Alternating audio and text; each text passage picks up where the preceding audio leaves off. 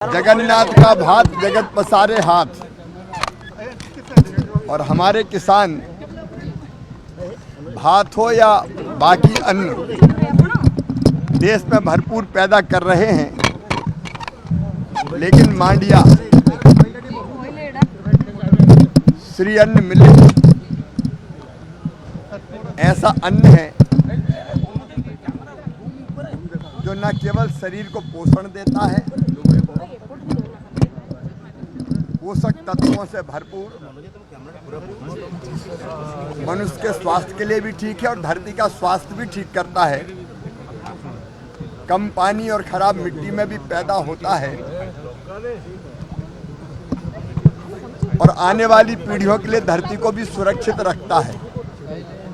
इसलिए प्रधानमंत्री श्रीमान नरेंद्र मोदी जी के नेतृत्व में मिलेट्स को बढ़ावा देने का हर संभव प्रयास किया जा रहा है।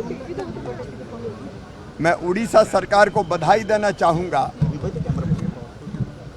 कि आज मांडिया दिवस इस मिलेट्स को प्रोत्साहित करने के लिए आयोजित किया है।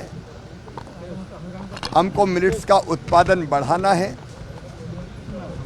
लागत और कैसे घट सकती है उत्पादन में उसको कम करना है, उसके वैल्यू एडिशन पर और ध्यान देना है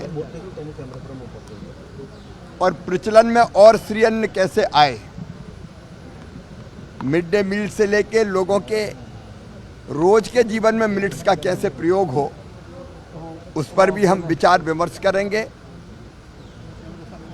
अब श्री अन्न का निर्यात भी हो रहा है मिडिल ईस्ट में, यूरोप में, तो निर्यात को बढ़ावा देने की रणनीति भी बनाएंगे।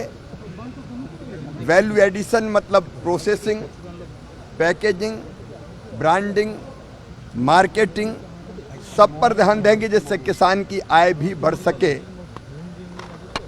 और श्री अन्न के साथ साथ आज मैं किसानों से भी चर्चा करूंगा, किसी हाल में नहीं, खेत में बैठकर। और अभी अभी प्रधानमंत्री जी ने जो मिशन लॉन्च किए हैं, दलहन मिशन